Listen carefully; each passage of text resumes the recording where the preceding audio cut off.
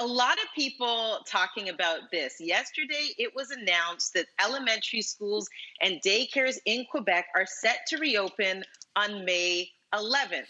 Attendance isn't mandatory, but Premier Francois Legault says that the province will act with prudence. He says life must go on, but of course, reaction is mixed to this. So, what do we make of this? What do we think? Well, all I know is if I was living in that province, I wouldn't feel comfortable at this point sending my son back to school. Now, he's only 7, so I feel like, we can handle things right now. But even if I had an older child, the data to me right now is a bit murky. Well, like we used to hear that the majority of people who were severely impacted by this virus were the elderly and those with underlying health conditions. But now it feels like we're increasingly hearing about people who are much younger being impacted. I've been reading articles about people in the 30-40 range who are getting strokes. So there's a lot of things that are still emerging that we don't know about this virus. Here's one thing we do know is that kids are really germy and they're disgusting and they go to school and they do a lot of this despite the fact that they've been taught otherwise. And I think not just about the classroom, but also how to get kids get to school. They get to school through buses. So there are some rules that have been implemented in Quebec. My understanding is that now they're going to have 1 student per bench inside the buses. So that means there'll be like half the amount of students who would be in a bus, and that the drivers would be protected by a shield. Now, keep in mind that most drivers are over 60, so they're in a vulnerable age group. And then I imagine, what happens if, there's an emergency? I remember throwing up on school buses when I was a kid. So I don't know how that distance is going to hold. I want to go to Johnny on Twitter, who happens to be a bus driver. He says, I work as a minivan bus driver for special needs children in the Montreal area. I'm asthmatic and obese. Over the school year, I've been sick with bad colds from driving the bus. Most school bus drivers are retirees. I'm not going back. I'm too scared. I don't blame you, Johnny, at all. Wow. Yeah, Johnny, I totally understand that. You know what? I think the 2 things that you brought up there is data, and the other part is how do you manage this? What is driving this decision? And I think all of us have always been saying since this whole thing started is listen to the doctors, listen to the science. And if you take a look at Ontario and Quebec, this is a tale of 2 provinces who are approaching the idea of reopening the economy in 2 very starkly different ways. And that's interesting because we're neighbors. And so on the one hand, Francois Legault has actually said, this is a social decision. And that's where I take issue with this. If I was there, same thing with you, Sim, I would not let my child go back to school. I don't want a social decision driving the health and well-being of my child and everybody else there. I want science to make the decision here as to what does the data say. And that's why when I look at Francois Legault's reasoning for this, he says, life's got to go on. But then you actually have Ontario Premier Doug Ford saying, we have to meet 4 criteria before we even consider opening up the economy and bringing things back like school. And he said it's got to be a continuing decrease in new cases. You've got to be able to trace 90% of contacts within 1 day. We've got to make sure that the healthcare system is still protective, and also a shift to new testing methods. There's a lot of science. He says, if we go back too early and we have a surge and a second wave, then what was all of this sacrifice for? Yeah. I'd rather open it once and open it right. Hey, Mel, do you also feel like it's the dissemination of the science and who's collecting that information and sharing it and how everybody's processing the information? I think we've talked about this several times. Part of the reason why I think a lot of people are confused is because we don't know. It seems like people are taking the information and then making different decisions with it. I go to British Columbia and they appear to be flattening the curve earlier than other provinces, and definitely Quebec. And even upon the news that they were considering reopening schools in Quebec, British Columbia said yesterday that they're still assessing.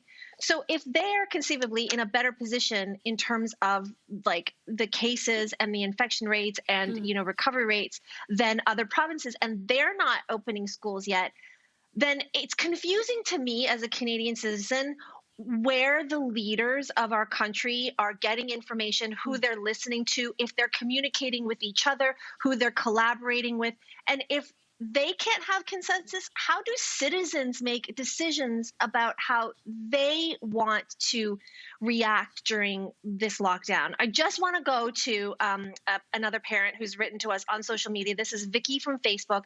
Vicky says, "We will have to face the reality of life eventually. My son needs extra help in class, and I believe my homeschooling is not top notch. Plus, we both work full time. Part of me says yes for my kids." So for sure, Vicky, totally get that. There's a lot. Every family has decisions that they're trying to make. So this is what my point is that families out there are making decisions based on what information. If our leaders can't agree to what decisions that they're making on the information, I just don't know how the Canadian citizens are.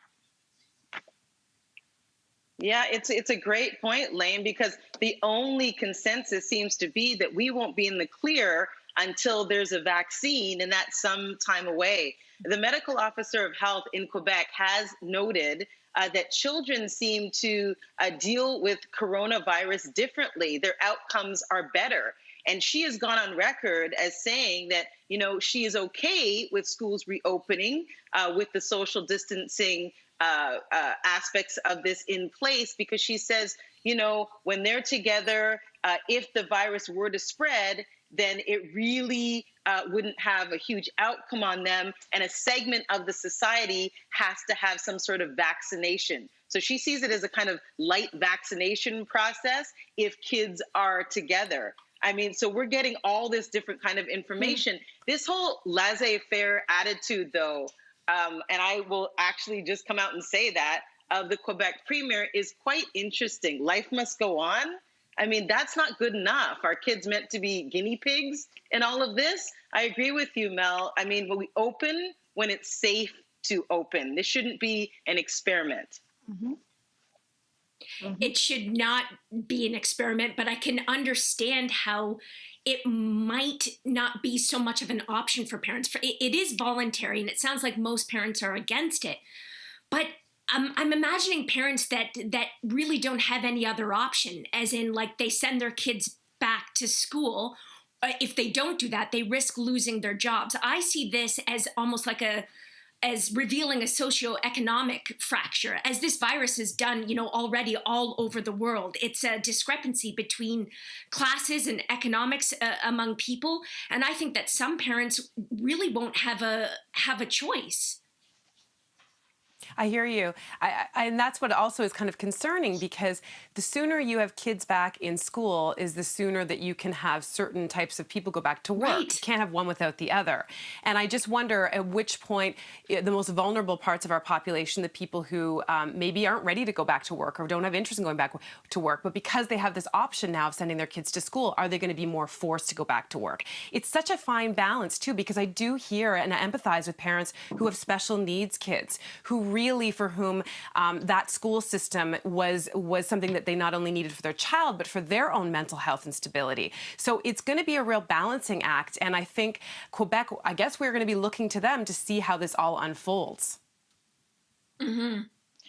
Boy, that sounds like a gamble. And like when you say it like that, Sin, it's like someone's just shaking some dice and then seeing where this lands. Like I said, I wouldn't feel comfortable putting my child there. And let's not forget, we share a provincial border. If you start to open up one province and then there starts to be movement, what does that look like for us? There is a ripple effect when provinces are not coordinating their opening. And so I hate to say it, let's wait and see.